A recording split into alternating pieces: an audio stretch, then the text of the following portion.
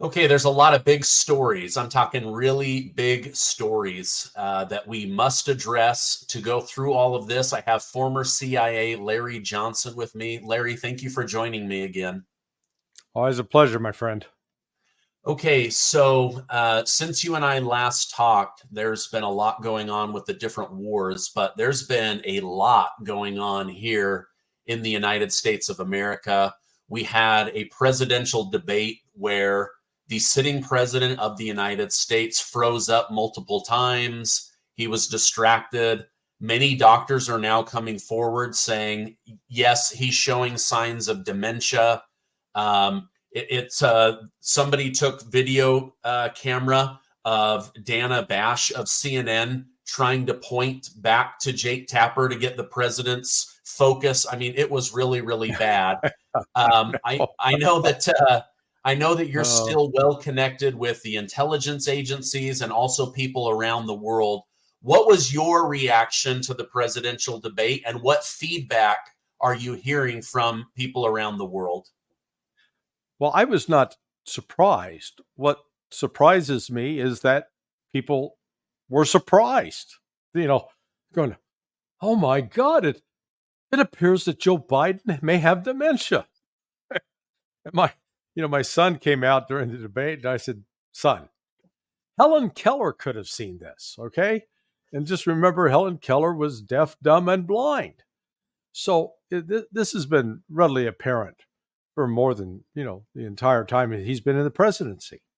In any of you or any of the viewers and listeners that have had a family member that's gone through either dementia or Alzheimer's, you've seen this. You've been there.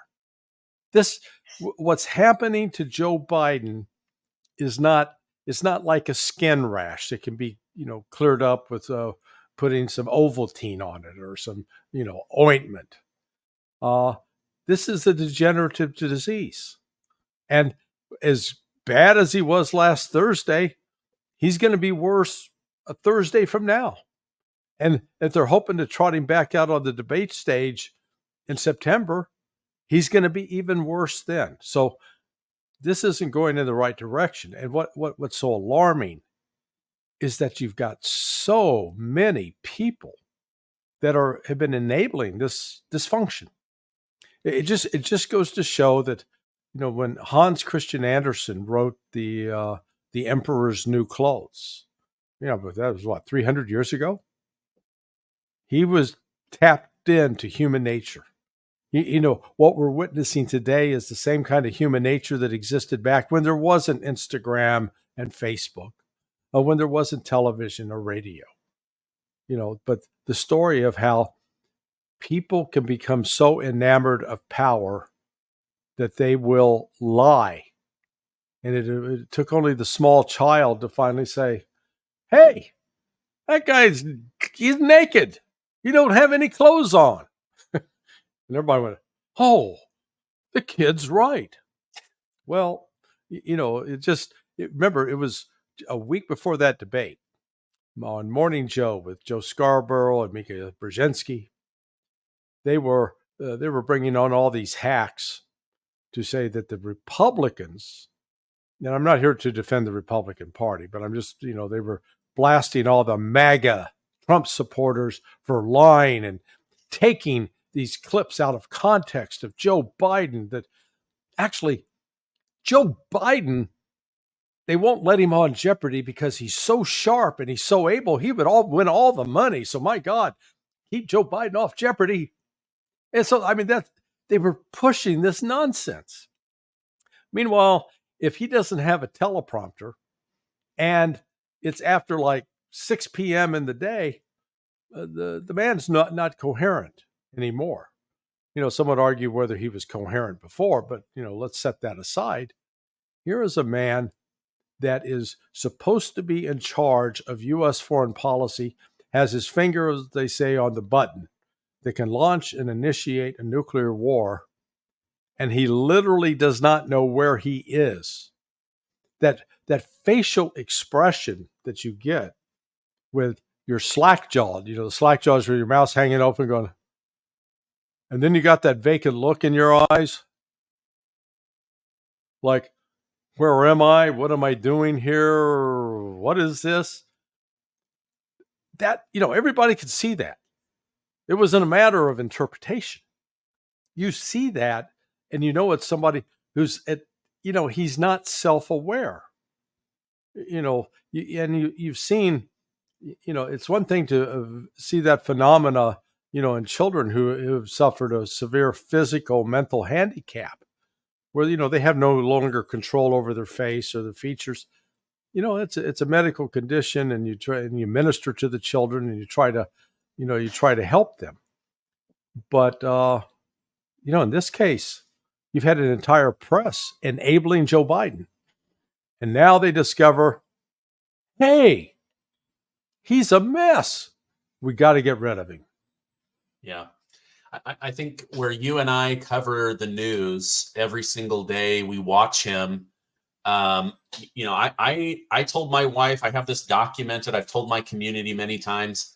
In the summer of 2020, he started to behave weird. He wasn't actually coming out and holding rallies. They were blaming it on COVID. But I told my wife, this guy has mild dementia. This was in 2020. Yeah. Now you can go back and watch videos from 2019 and 2020. He's not the same human being. And my point with saying this is 50 million people tuned in between all of the different news agencies and around the world.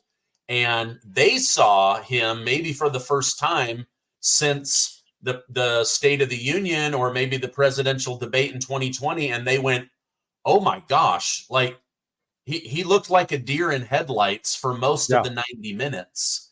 And I think it was pretty telling for them. Is this why Russia, who pays very close attention to American media and American politics, they're saying, oh, we would love another Joe Biden for 4 years? Because wouldn't they love to have a weak American leader in the White House? No, actually, I think they're frankly frightened by this. Okay. Because what's he going to do? With Trump, you can make some predictions that he's going to be, he's not irrational. Biden's irrational. I mean, he's mentally incapable of logical thought. And this is self-evident now to people around the world. I did an interview with a journalist out of Lebanon, a woman who's been, she's been in the forefront of a lot of the analysis of what's going on with respect to Palestine. And her remark was, it was like, oh my God, what did we just see? And, some of the leaders like Macron and Rishi Sunak, Olaf Scholz, Giorgia Meloni out of Italy, they saw this Biden behind the scenes, but everybody said, okay, we're all going to pretend this is like a new movie, Weekend at Bernie's. In the Weekend at Bernie's movie, they hauled a corpse around for the weekend and pretended he was alive. That's what now it's actually that farcical movie has become real life, except Joe Biden is still breathing, and he's, has a few moments of lucidity during the day. But honest to God, the man is not in touch. And so you got to say, the question everybody keeps asking, who's making the decisions? Who's driving the truck? This is, you're sitting in the back of the plane, and, the plane's dipping and moving up and down. You got, man, what's wrong with this pilot? And like we're all looking up to the front, realizing, oh my God, there's no pilot there. Nobody's flying the plane. Because you're left with, was it Jake Sullivan, Anthony Blinken, then a bunch of unnamed people, or they're people you can name them, but most Americans don't recognize their names or know them. People like Ron Klain, who was his chief of staff.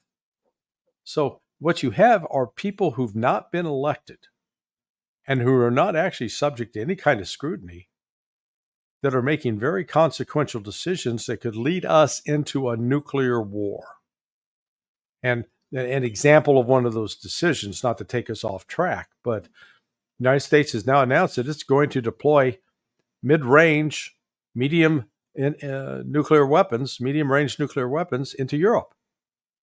Well, in 2019, Donald Trump walked away, abrogated the International Nuclear Forces Treaty, the INF, which was the Intermediate Nuclear Forces Treaty, which was to prevent both Russia and the United States from developing missiles that could go from 500 to 5,000 kilometers, which, that's, roughly 300 to 4,000 miles, roughly.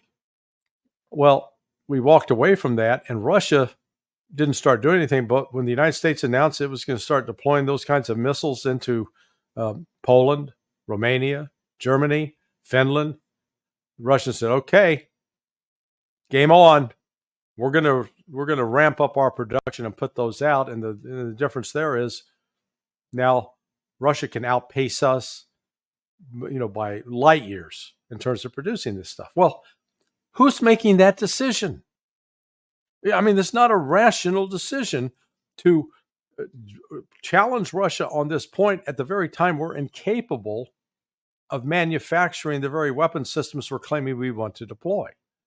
And so that's where the danger of this mentally incapacitated president comes. And now we've got this, we always hear from the Democrats how important democracy is. The people must speak. Democracy. Now, again, the ignorance on both Republican and Democrat side, because we're a federal republic. We're not a democracy. We shouldn't be a democracy. We're a federal republic. Big difference. And yet, the Democrats now are trying to figure out a way to dump Joe Biden and put somebody else in there other than, the fake black lady that's vice president. I call her the fake black lady because she's actually a Caucasian of Indian descent, of the continent of India, not an American Aborigine tribe.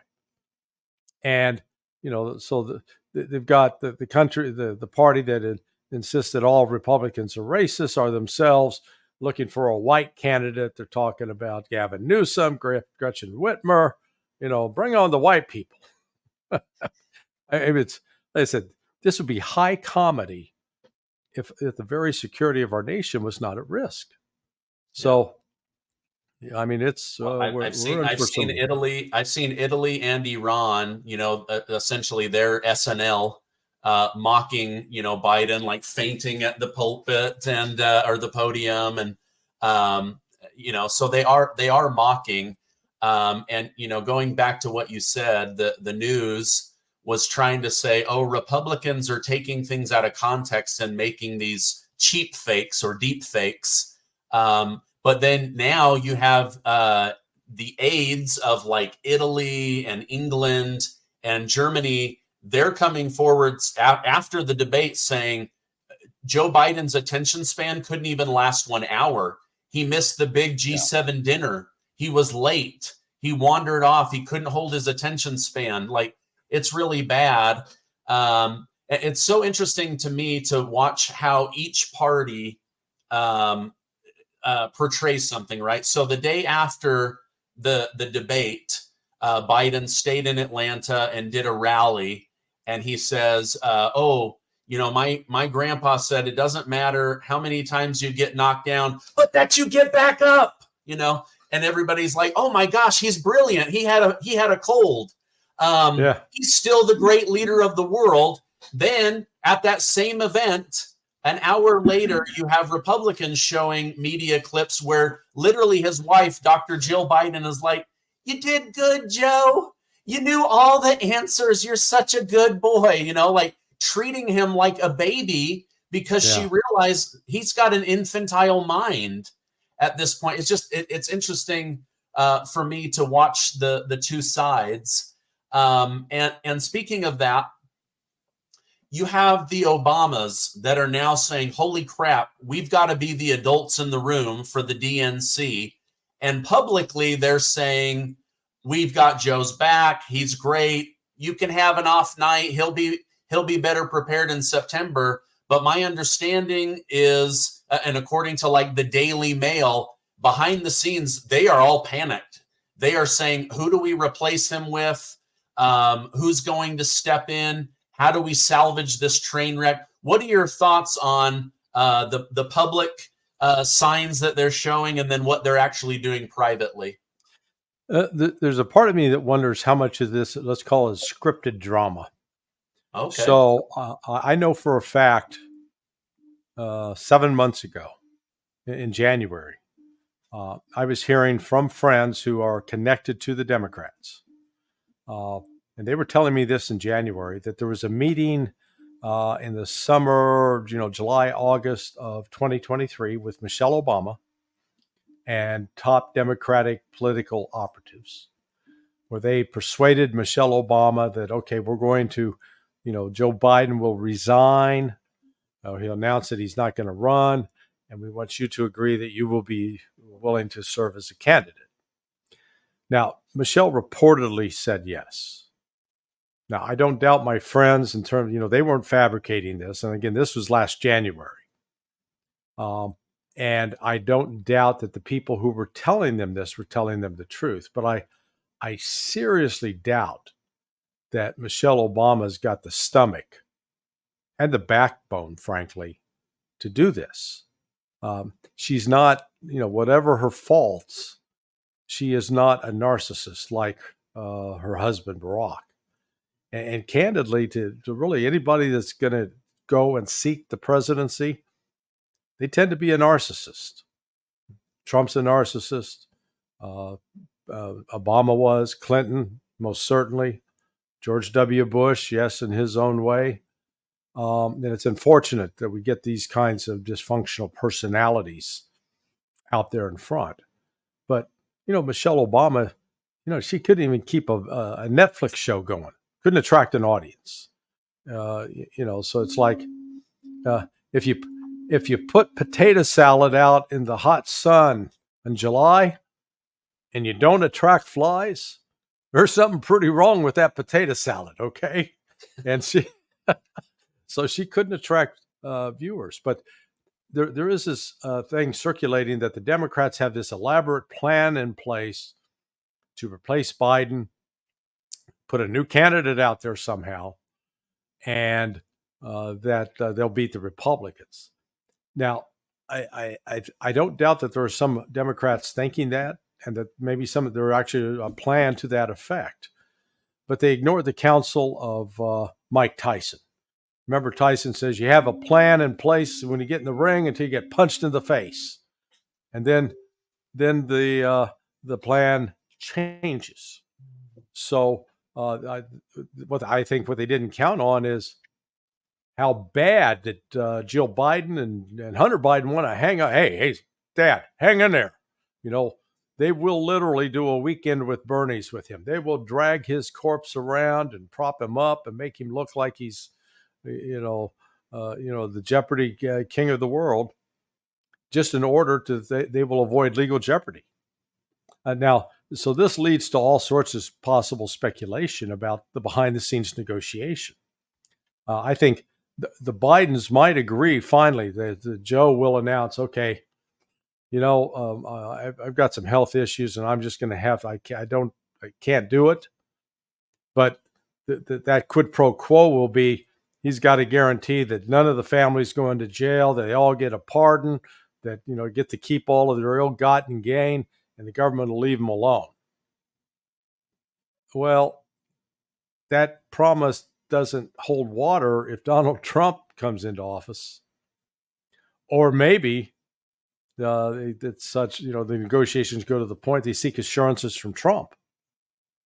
But they've got a real problem with time now because, nobody likes Kamala Harris.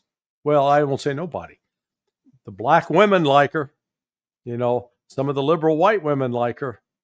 And by God, it's her turn. She's put up with this nonsense for 3.5 years. It's her turn in the batter's box. Oh, that terrifies the Democrats because they realize she is, she's not the brightest light bulb to ever be installed in a tanning bed. Okay. She's got some limitations. And so they're terrified if they put her out on the campaign trail. So what we're going to witness between, we basically got a month and a half, about 7-8 weeks before the Democrat National Convention in August. Okay, we got 3 weeks left in July. We got 4 weeks. Got 4. So it's about 7 to 8 weeks that they got to figure out, can they get Joe Biden out? And then who do they put in? So, and this is what's funny. They're floating the names. Hey, Gavin Newsom. And I'm going immediately, hey, you don't need comedy writers for this. Newsom's campaign slogan, let me do to America what I've done to California. And all Americans would go, oh my God, not that. Please, please. What do we have to pay you to not hurt us? Because this is at a time, if you, I call it the U-Haul indicator.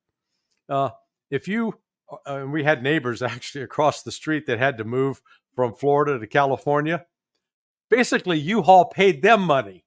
Oh, you want a U-Haul to go to California? Great, man. Here, let's give you some money to do it. Help your trip.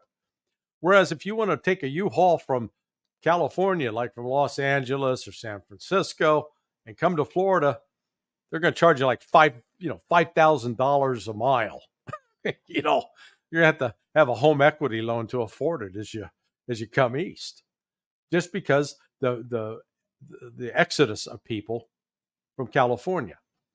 Yeah, so they want to run that Gavin Newsom? I don't think so. Or there's Gretchen Whitmer. She would be ideal. Go out and do a survey of 100,000 Americans, and they go Gretchen Whitmer. They go, who? Yeah, who? Or wasn't she that witch in the story and that fairy tale? Yeah. They don't know. So it's this magical thinking which is taken home of the Democrat. But again, I say I'm not surprised by Democrat magical thinking. These are the same people that insist that men can have babies and breastfeed, okay? And that there's no such thing as biological sex. So when you're dealing with that level of delusion, don't be surprised when it spills over into the political arena too. And they start telling themselves lie after lie after lie. And then they're suddenly surprised where, oh my God, that you mean there is no Santa Claus? Yeah, hey, welcome to adulthood. Yeah. Let me switch gears and go international with you for a minute. You and I were both a little taken back. I probably more than you, but the United States supplied Ukraine with illegal cluster munition bombs. Ukraine has now used those on civilians on a beach where people were vacationing in Crimea on the Black Sea.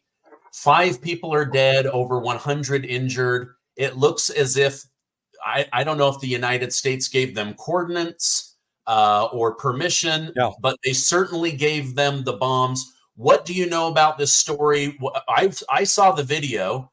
It looked like a horrifying scene out of a Hollywood movie.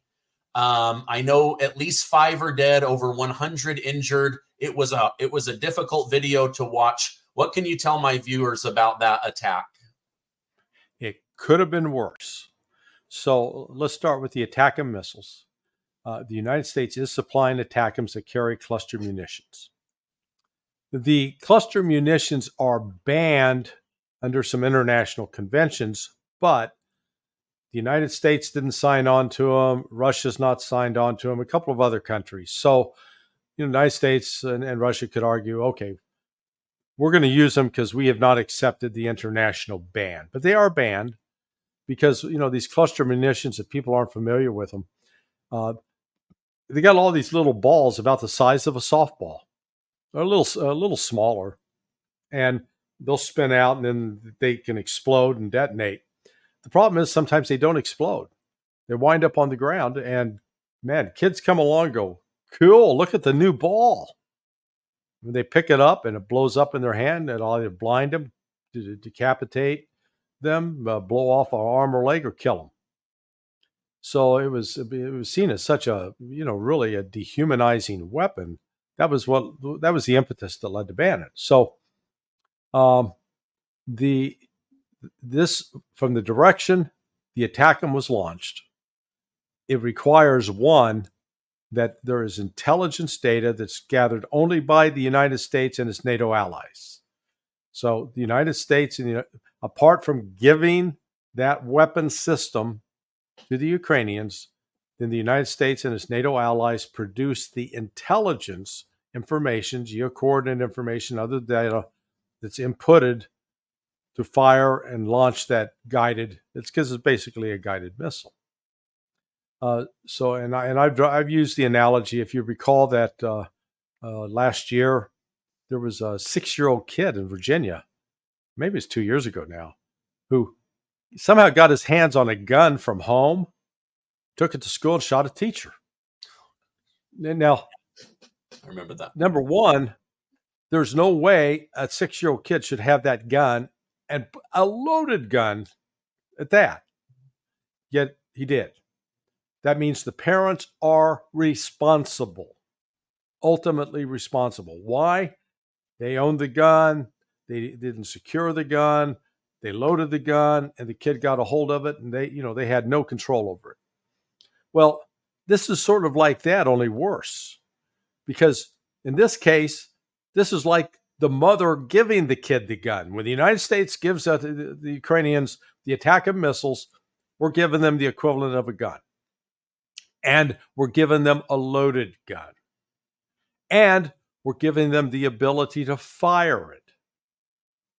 And then we've given all that ability, but because we didn't say, hey, go launch that missile on the beach, we get to say, well, that's not our fault. We didn't do that. You go, okay, time out. If I give the kid the gun, if I load the gun, and if I get it cocked and all ready to fire, I'm responsible as much as the kid is. So we're responsible for that. And this, it does appear what happened is the missile was hit, I don't know, through a combination of electronic warfare or maybe a near blast from a Russian air defense system. But the missile prematurely opened, and the dispersal, as you can see on that video, I mean, it was coming down, but it was pretty widely dispersed. Yeah. So it was actually not operating as it would in true combat mode. It had been disrupted, but nevertheless, the fallout from, there were some explosions and people were killed and a lot were wounded. So, that set in motion then a chain reaction. The Russians have been putting up, frankly, U.S. has been using HIMARS and supplying HIMARS, and the Brits Storm Shadows and other missiles to the Ukrainians over the last 2.5 years. But especially for more than a year and a half, Ukraine has been shelling and killing Russian civilians, principally in Belgorod, which is just across the border. But this event took place on Pentecost Sunday. And let's recall that the Russian people predominantly are Christian, Eastern Orthodox Christian, but they are devout. And celebrating Pentecost Sunday is actually a much more important holiday there in celebration than it is in your typical Christian church in the United States. So out of that, turns out, that attack took place on a Sunday. On Tuesday, Secretary of Defense Lloyd Austin calls up the Defense Minister of Russia, Belousov. They have a conversation, not reported. But what we then subsequently learn is it looks like there was a U.S. Predator drone either shot down or disrupted in some way or it wasn't a Predator drone, it was a surveillance drone that was operating out in the Black Sea. And I guess it is reported that Belousov told the Americans, in no uncertain terms, any more of your drones in the Black Sea will be shot down. We'll take them out. Now, I've since, I was reporting on that in my blog at sonar21.com. And one of my friends who's served, in the U.S. military and was involved with air operations in Syria, was telling me that in 2017, the Russians shot down several of our MQ-1 drones. Not one or two, but several. Did you ever see that reported in the press? No. And what happened was our drones flew into into Russian-controlled airspace, and they had warned us in Syria, you fly into our space, we're taking you out. We did, and they did. So it's, some of this goes on behind the scenes. So it should be no surprise that there hasn't been any reporting on this, or that the Pentagon hasn't come out and denounced it. But that shows you the level that this is now escalated to. That I think Russians are going to be far more aggressive, not only in taking out unmanned aircraft, such as the Global Hawk, I think it's the G4, but they'll also probably physically challenge any manned aircraft. We got a KC-135. It's called the Rivet Joint. That's used for intelligence collection. That if that shows up in that area manned, the Russians will certainly force it to turn back without shooting it down, at least at this point. But it's now gotten a lot spicier. Yeah. You had mentioned to me off camera that Zelensky has finally admitted that there are far more Ukrainian deaths than what he had been telling us. Tell us that, because that is such a big deal. We've been getting gaslit. Even members of the Senate are like, well, more Russians have died than Ukrainians. I'm like, really? More Russians have died in a war that's happening in a different country? Give me a break. So give us an update on that. Yeah, so this was right after the debate. And Zelensky was at this meeting. It was a European meeting on security. And he's been interviewed. It's worth seeing the video. I posted it at Sonar 21. Okay. He's frightened. And he says, quote, "We don't have much time. And we've suffered a lot of killed, dead, and wounded on the battlefield." So he was making a plea for negotiations. He hadn't backed away from his crazy, plan proposed in Switzerland. But all of a sudden now he was singing it. This is the first time, really, since he took office and since this war started, that he actually admitted that they've suffered a lot of dead and wounded. Before, they were pushing this nonsense of, the Russians only killed 30,000 of our guys. No. It's much, much worse than that. Right now, Russia, primarily because it's using this FAB bomb, the 3,000 pounder or 3,000 kilogram bomb, which is 6,000 plus pounds. That's a big boy. And when it goes off, apart from the blast radius, the blast wave that goes out and the concussive force of it can actually kill people without incinerating them or turning their body into dust. So right now, the Ukrainians are suffering on average in excess of 2,000 killed and wounded a day. Well, just do the math on that. 30 days, you're over 60,000. And you do 2 months of that, which is they're coming on doing 2 months with those kinds of losses, you're 120,000. And that ignores everything that's gone on prior to this. And that's why they have a manpower shortage. And the Russian offensive that is underway all along that, 1,000+ kilometer line of contact, it's picking up steam. It's not slowing down. They are accelerating. And Ukraine doesn't have an answer for it. And so I think that's one of the reasons you saw this Zelensky, they call it the volte-face, the about face.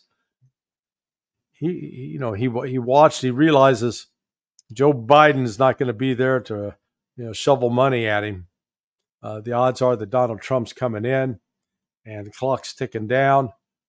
They don't have much time left. And really, even if the United States gave them all the money in the world, all the equipment in the world possibly could, it's not going to change the outcome on the battlefield. So, yeah. Well, and they're running out of bodies. Like, what is George Washington going to start fighting out of a $1 bill? Like, they're running out of. I've been seeing the videos of them grabbing teen boys from birthday parties and restaurants and forcing them into vans and getting them ready to head to the front lines. I was just going to say, you kind of mentioned this, but I have to imagine. I've been trying to imagine how the world leaders reacted to the debate, but Zelensky in particular, I'm sure he was going, "Oh crap! I think it's over." And the odds. Speaking of odds, the gambling odds of Vegas are that Trump is going to win big time. Yeah, well, and that becomes even more apparent with today's Supreme Court decision. That about that he does have presidential immunity, enforcing that that whole contrived case by Jack Smith. Ultimately, all these different lawsuits that the Democrats have ginned up to try to destroy Trump. They're making him more popular. They made him a more sympathetic figure than he might be naturally, and they're not going to get resolved anytime before the November election. So I think, barring unless there's an assassination of Donald Trump, which I don't rule out. I mean, the Democrats are that crazy. We'll try to get to him, or some act of God. We get blown, or some act of crazed man where we, find ourselves getting hit with nuclear weapons because one of the wars is spun out of control. Yeah, and so that's why what's important about what you're doing with your show and you're interviewing your variety of guests is, while you try to entertain by, asking good questions, the state of the world today is more dangerous, more perilous than at any time, really, I think, in the last 1,000 years, because we're saddled with some of the weakest political leadership that you could ever round up. If you had like an incompetency competition, hey, who's the most incompetent? It looks like we got the winners from that competition that are in charge in the United States, in England with Rishi Sunak, Francis Macron. He just got clobbered on Sunday in the election. And then you got Olaf Scholz. You got Donald Tusk, the clown in Poland. You get it's just the only one out there that's really, or the two that seem to have some stature and maturity, at least in the main role, is Putin and Xi Jinping. And yet the West is continuing to take provocative actions that literally run the risk of escalating into a nuclear war.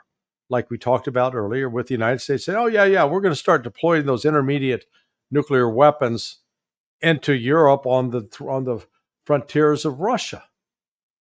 And I go, look, I was only 7 years old when the Cuban Missile Crisis took place, but I do remember we were pretty concerned with the idea of Soviet nuclear weapons being 90 miles off our shore.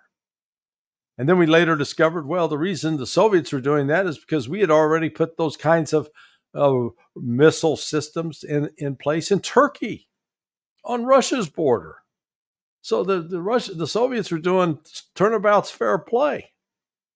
Well, now we're back to turnabout's fair play, except the United States is not in a position to play. We can't produce these munitions. I mean, just as a side note, we got 2 astronauts stranded up at the space station because we ourselves do not have the rockets and the equipment to bring them back. So we're having to farm it out to, to Elon Musk. Hey, Elon, can you help us out here? Or go back to the Russians who have been hauling our sorry behinds to the space station for almost the last 20 years. I mean, at some point, America's just got to wake up and realize that we can't continue to behave this stupidly and arrogantly at the same time. And yet we are. Yeah. Well, I'm gonna put a link down below to sonar21.com so that people can go on there and follow you. Another thing that I'm seeing, Larry, is trending on Twitter right now. Democrats are demanding President Biden use executive authority to ban Donald Trump from running for president in order to save democracy. It's literally trending on Twitter right now. Yeah. How is banning your political rival saving democracy? And do you think Joe Biden and the crazies that back him in the White House will actually do this? Because it's not Twitter calling for this. It's top Democrat leaders. I think, I got an armband on here, but I think they're starting to wear this armband that says, "What would President Zelensky do?" So that's what That's what President Zelensky did. He banned his political opponents. He banned the opposition party. He shut down the opposition press. He jailed priests. And you see these Democrats going, Zelensky may be onto something. Maybe that's our solution. Yeah, they all their frantic efforts, they are so completely lacking in irony. It's shocking because they want to use anti-democratic, fascist, totalitarian methods to prevent Donald Trump from running, all in the name of saving democracy. Yeah, that's the same stupid stuff we did in Vietnam. We got to destroy the village to save it. Well, if you're destroying all the houses and you're killing all the people, I don't think they're going to be too keen on being saved after that point. Yeah. But when I saw that trending, I was like, are they kidding? Like, this is absolute insanity. Use an executive order to ban your political rival. Yeah, that would be grounds for impeachment, and yet the Democrats are enablers of law breaking. They're enablers of criminal activity, is what they are. Yeah, well, maybe they're like, okay, well, we'll go through the impeachment process, but in the meantime, that executive order will knock Trump out. Do you think? I want to go over something else that is trending on Twitter in 1 second, but we've got the upcoming sentencing of Donald Trump. He's now just dominating in his rallies. He's dominating in his fundraising. He did very well. He was very composed, very presidential during the debate. And now they are freaking out. Do you think that they're one of their last moves is we've got to jail him, whether it's home jail or Riker Island? Do you think that they're going to push for jail? I think Donald Trump's praying that they jail him. This is the Brer Rabbit strategy. Don't throw me in that briar patch. Because they throw him in the briar patch, his popularity is going to go up. His support among Black Americans in particular is going to go up because they're going to go, see, these people have been doing that to our people for years, and now they're doing it to him too. He's one of us. So yeah, this is like I said, people make this assumption that the Democrats calling these shots and all the anti-Trumpers, because it's not just Democrats. You've got the Liz Cheneys and that Kinzinger out of Illinois, that moron, where they're out advocating to attack Trump. And, Trump's got his faults, by heavens, yes. And he is good at saying on some issues, he says one thing, does another. But what does resonate with Americans is, one, he's a pretty true populist. And he does genuinely care about what's happening to the average American. I know I've got 2 or 3 friends who they've dealt with, one guy, for example, pilot with FedEx. He was the number 1 pilot with FedEx. And one of his co-pilots had actually been the pilot for Donald Trump. And so, when they're flying a 14-hour flight from Memphis, Tennessee to Beijing, they'd have a chance to talk. And this guy always told him the stories. He said, the thing about Donald Trump, he said, was he always treated people the same. And I'm sure you've known in your life those people who they look and see if you're somebody important or wealthy or influential, you get treated one way. And if you're like the staff serving coffee, you get treated another. And that was one of the distinguishing characteristics about Trump, that he would treat people the same. And there would be that evidence of respect. And then not just, he wasn't patronizing about it. And so that's been one of his powerful appeals. And one of the reasons I think you see this, he resonates so well with the working class in America. Donald Trump is actually sort of in the same position as Democrats were 60 years ago, that were appealing to the working class, because the Republicans were seen as this political species that carried to the wealthy, to the country club set, and didn't really have the average person's interests at heart. So with the Supreme Court making the decision that it did, this whole effort to bastardize the use of law and to corrupt the judicial process seems to be coming to an end. And that I think would be one of the potential good things that could grow out of this, that Trump recognizing how bad the judicial system is, how it can be used to mercilessly punish people for their political views, not for what they did, not for any criminal conduct, but for just having the wrong ideas that the majority say are wrong. When you can find yourself getting prosecuted and because you don't allow your children to be mutilated, that some teachers convince them that they want to change their gender, change their sex, and you can be prosecuted and jailed in some states in the United States. That's where American people start pushing back and go, wait a second. It's one thing to be accommodating and, try to treat people the same, but don't come and take our rights away as parents. And, that's just one of those other issues out there that resonates. So we're, the next 3 months, what's guaranteed, it's going to be one of the most chaotic times in American politics that you've ever seen. Yeah. I believe that. Okay, here's the next thing that was trending on Twitter. Maybe this has to do with the immunity ruling from the Supreme Court 6-3.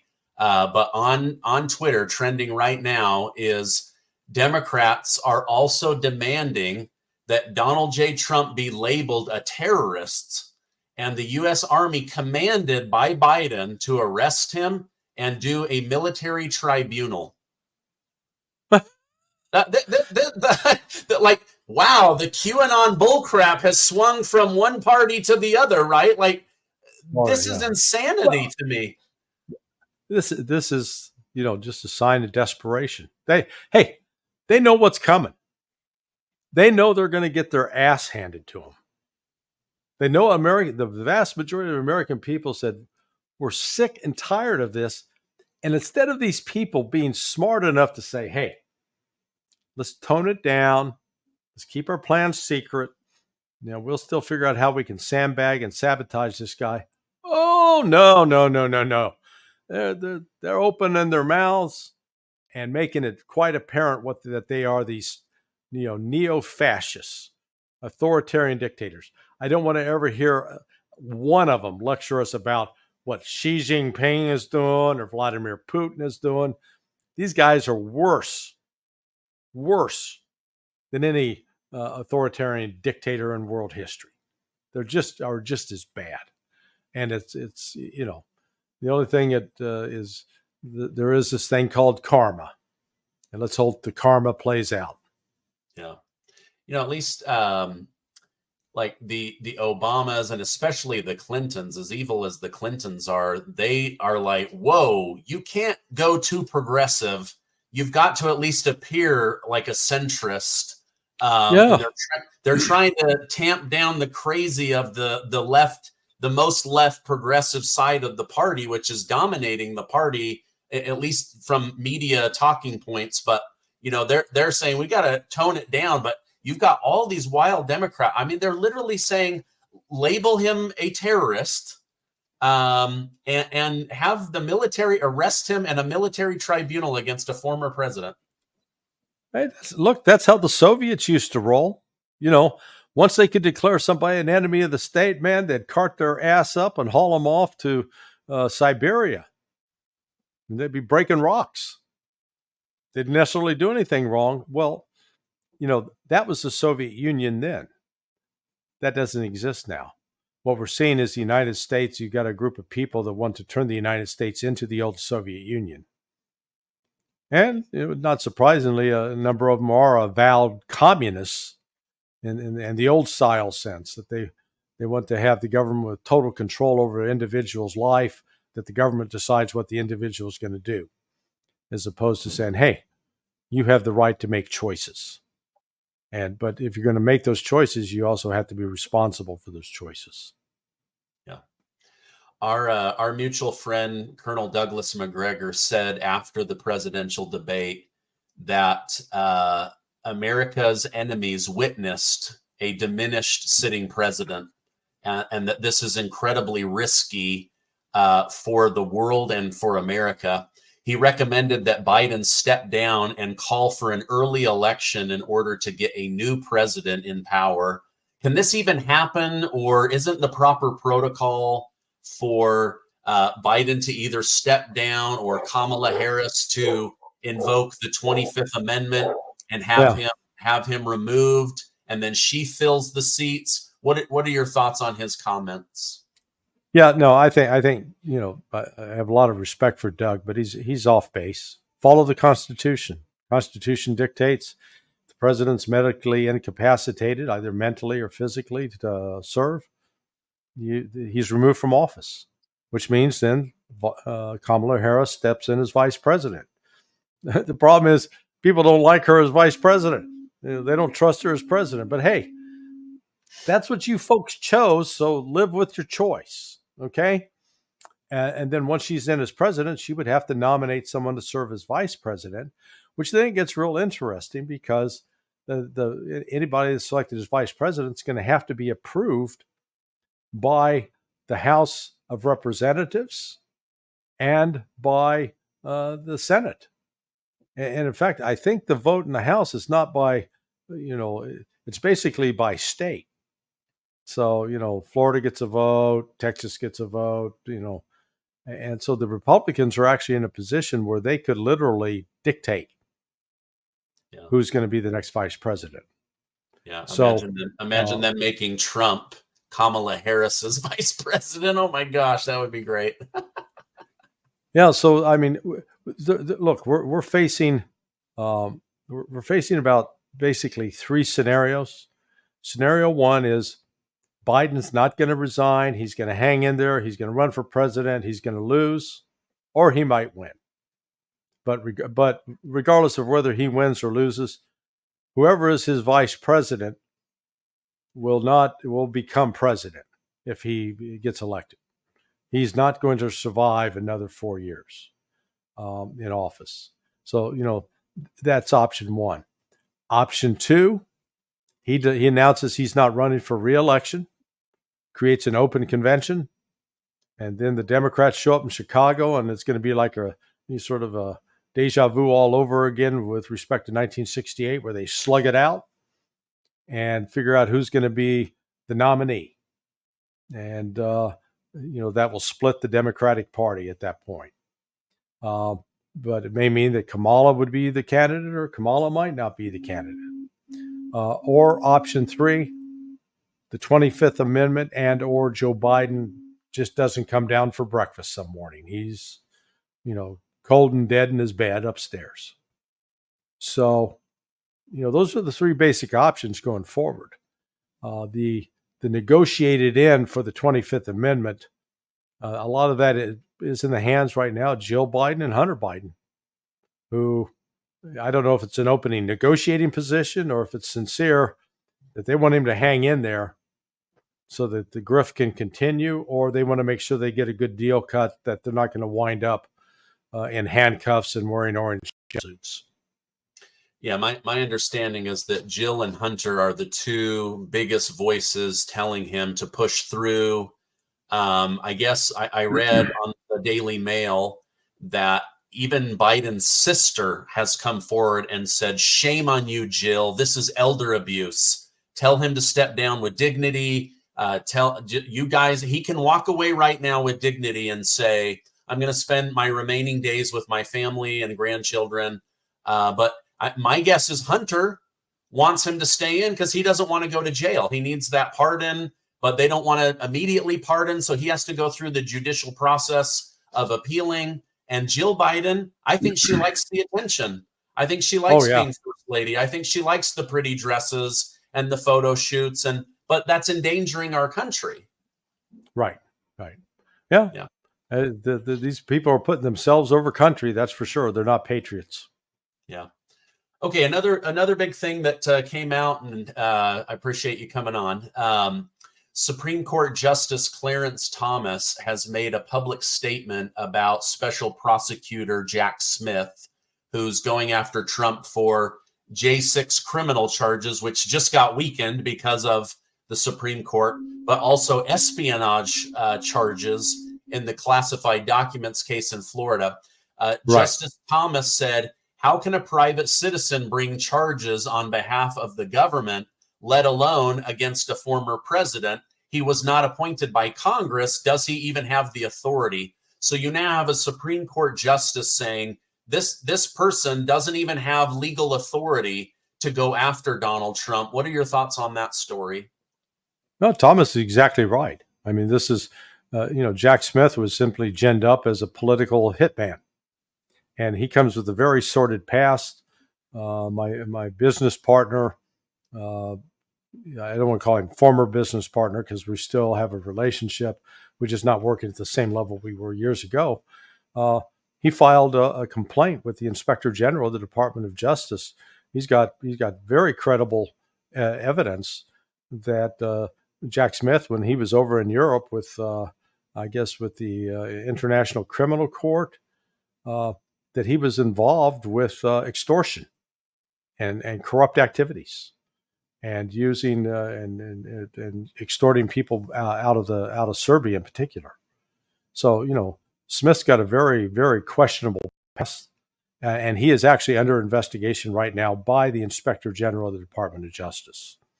So I think you're going to be seeing he'll probably be forced to drop out and end this charade by August, maybe sooner.